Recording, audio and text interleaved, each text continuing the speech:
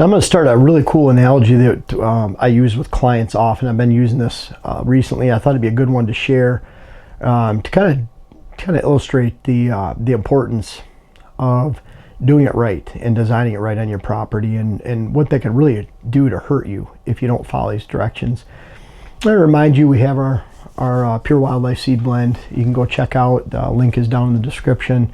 I urge you to find that out. And one thing I would just want to add real quick, I had an interesting comment the other day. Someone said, "Oh, I see you've been watching someone else," because this topic was something they brought up. I can promise you that, and this isn't, you could say this is good or bad, but I learned in the woods.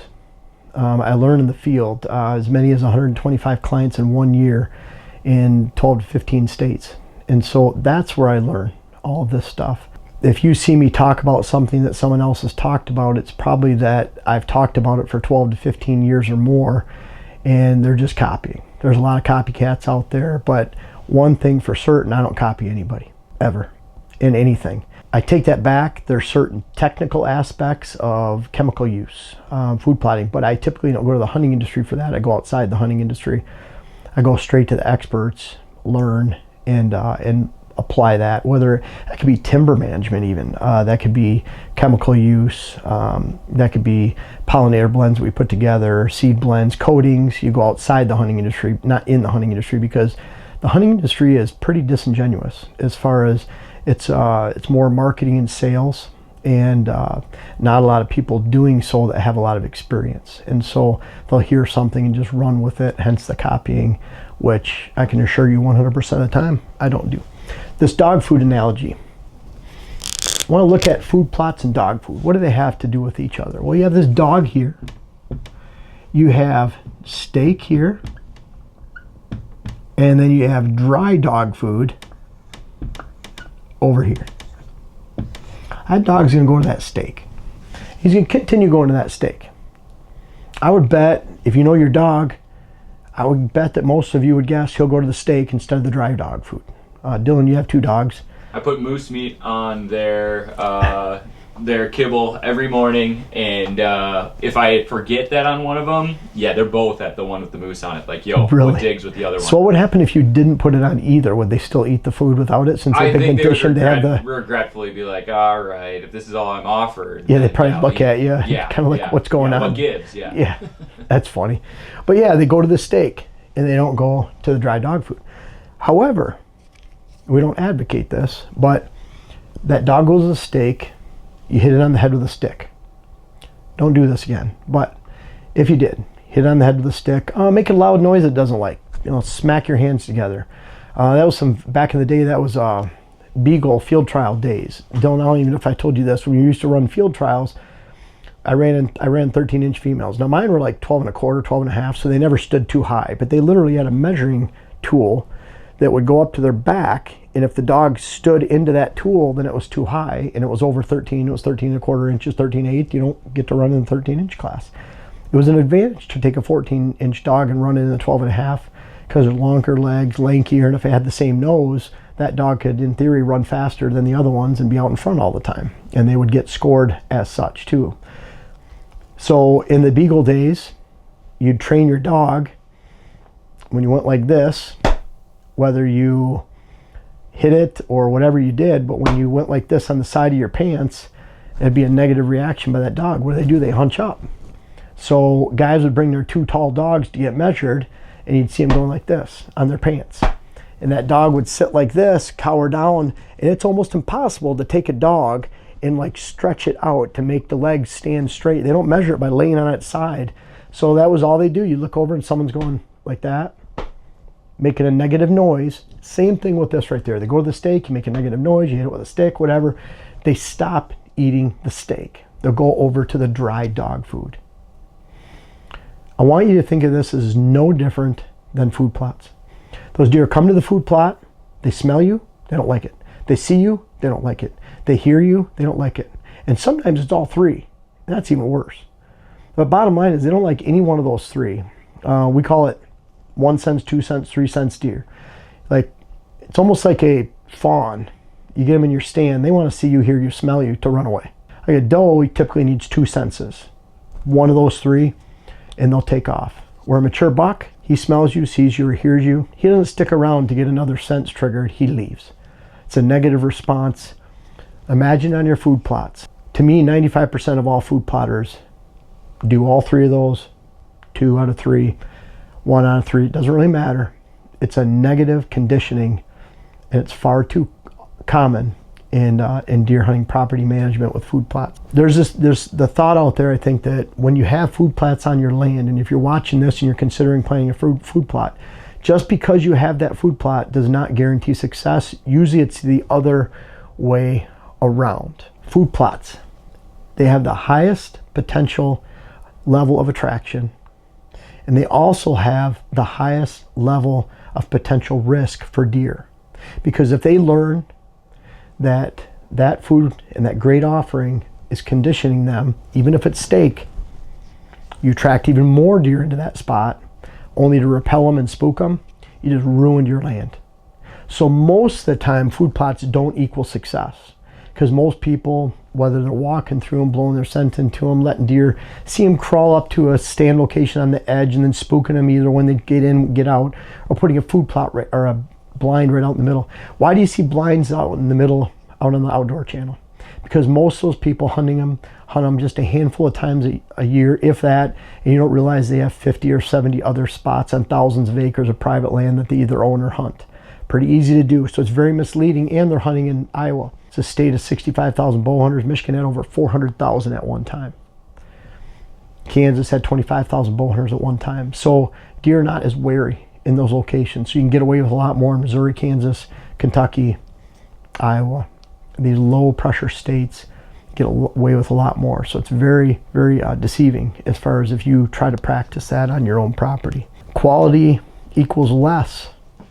And that's why you have this great offering. In the case of the steak for dogs, they get a negative conditioning too many times, and it doesn't take many times.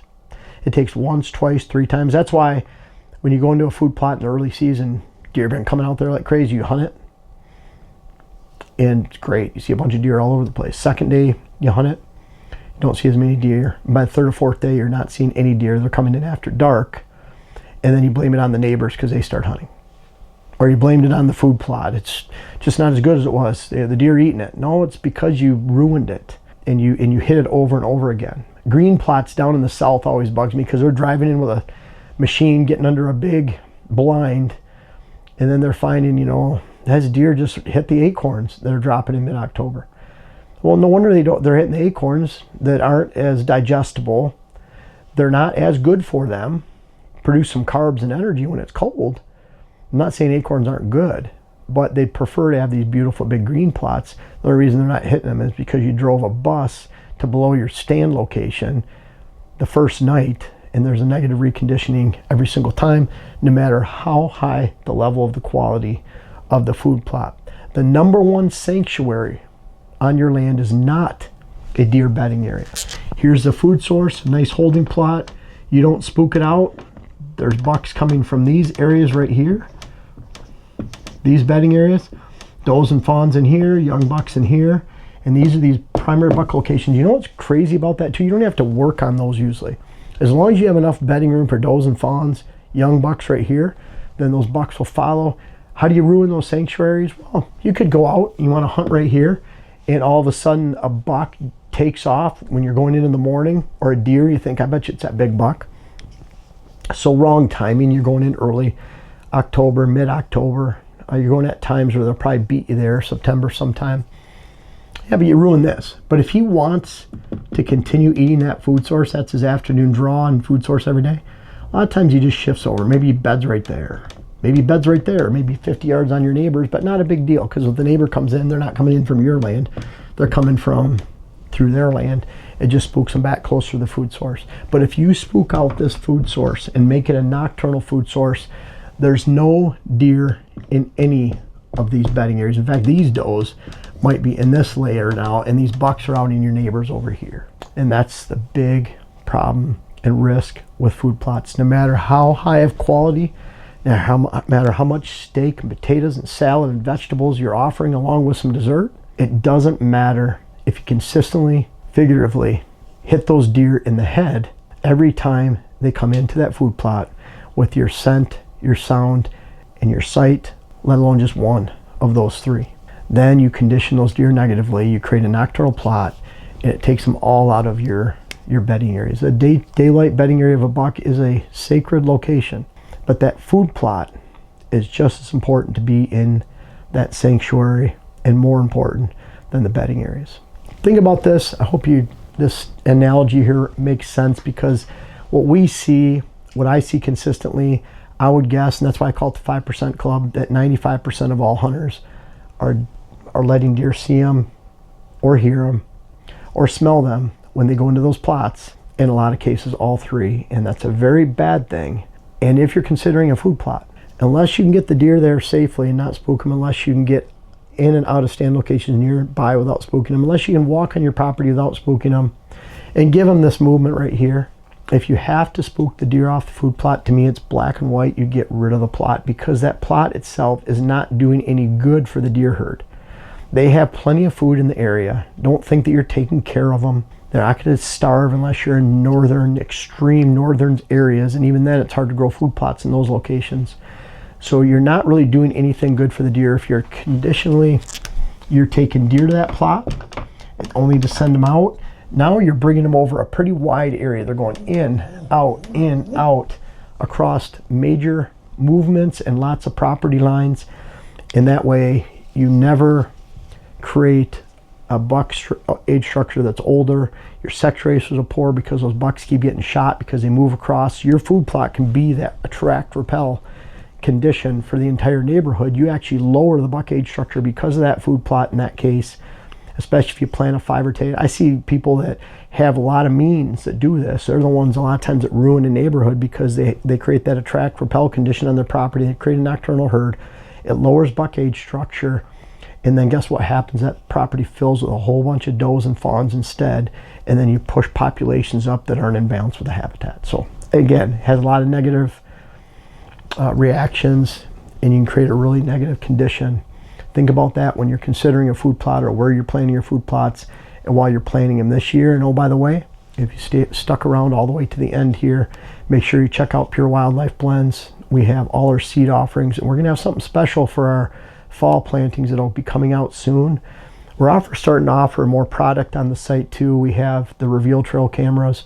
We have the feather snap bird houses. You can watch birds actually come in and leave. That's owned by Tacticam. And we'll even be offering some bird seed too, which is a great complement to our food plot seed. So check it all out, and I appreciate you watching all the way to the end.